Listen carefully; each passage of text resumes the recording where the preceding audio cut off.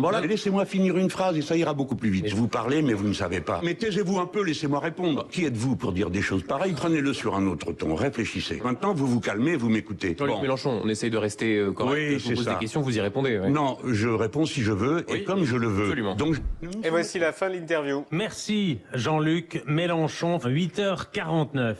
Et la classe LFI, c'est des doigts menaçants et Le podcast L'Élysée dans la tourmente, anatomie Un d'un doigt. exécutif en crise. un doigt d'honneur aux journalistes du service public. C'est ça la classe Mélenchon et la classe politique française. Et désormais donc...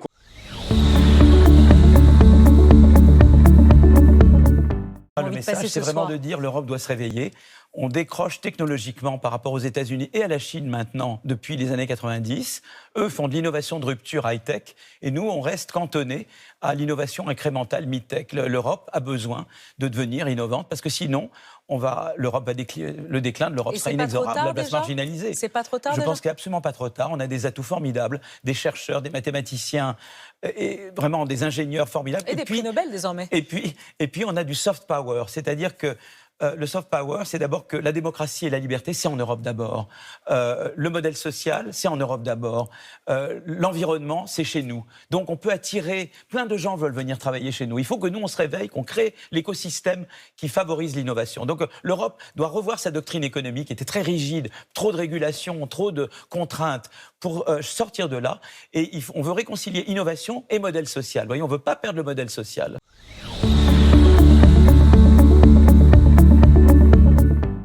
Donc pour seul objectif d'empêcher les idées que je représente ce matin et d'empêcher le Rassemblement national d'accéder au pouvoir par l'intermédiaire d'une dissolution de l'Assemblée nationale. Donc je crois que tout cela n'est pas sérieux. Y compris donc, Jordan Bardella, le vote d'une motion de censure qui serait déposée par la gauche.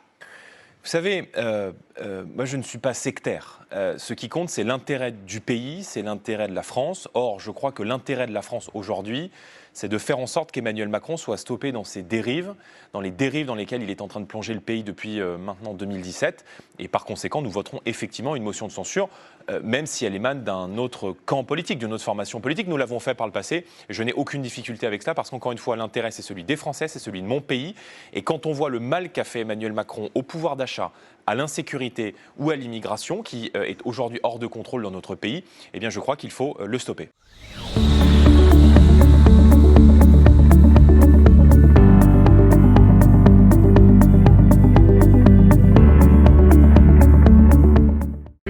Bonjour à tous. Emmanuel, alors que la France est enlisée dans les déficits, le Portugal affiche pour la deuxième année consécutive un excédent budgétaire en 2025. Eh bien, figurez-vous que la comparaison, elle est saisissante. Il faut rappeler que la dernière fois que les finances publiques françaises étaient dans le vert, c'était en 1974. En 1974, la démocratie revient au Portugal. Et depuis le retour de la démocratie, le Portugal, comme la France, avait accumulé d'énormes déficits publics.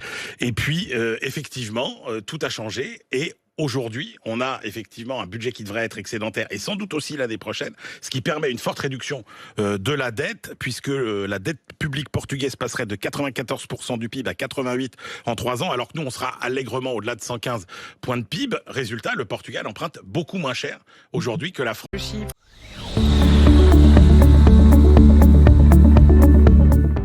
The signature page, yeah.